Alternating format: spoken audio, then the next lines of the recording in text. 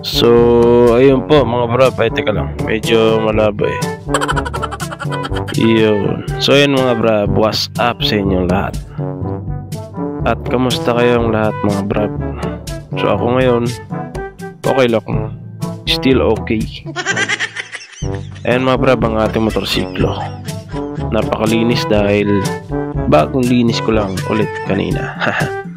So yun mga brab, meron ako napansin sa aking gulong. By the way, ito ay all stock. Yung gulong ng harap at saka likod ay stock lang yan.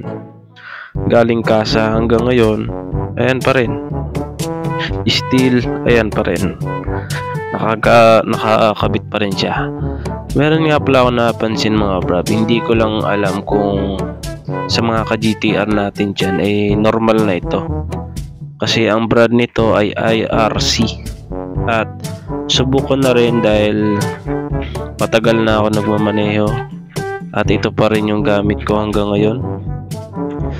Yun nga lang may napansin akong bumitak siya. Hindi ko alam kung anong dahilan nito, pero paki-comment na lang mga brab kung ano ang dahilan kung bakit bumibitak yung ating gulong. Siguro baka sa may matulis na naapak or ewan. So yun mga brab, ito medyo madilim eh, wala akong flashlight. Pero teka, try ko lang kung hindi nga ma-flash pag naka-play yung video natin.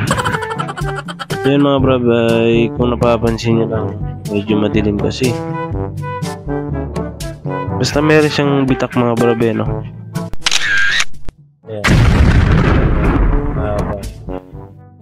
Ayan. Saka meron pa yan dito.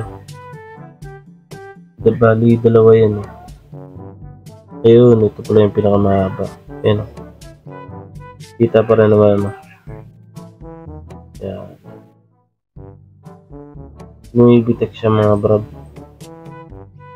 Tsaka kita na yung ano niya, yung sinasabing yung parang tahi niya. Nakikita na eh. Kaya kabado ako magpatakbo nito. Ang sabi sa akin eh, dahan-dahanin ko lang ang patakbo ko, at lalo na sa matagtag. So dapat ingatan ko, iwasan ko yung mga ganun. Kaya kailangan ko ng palitan tong gulong na to. Bali, pagka kukuha ko ng gulong eh, Maxxis brand ang aking kukunin. Ito lang naman yung papalitan ko yung huli, kasi yung harap all goods pa. Ito lang kasi napansin ko meron na pala siyang bitak. Hiwa na siya, dalawa. Tsaka nakikita ko na yung ano niya, yung tahi niya.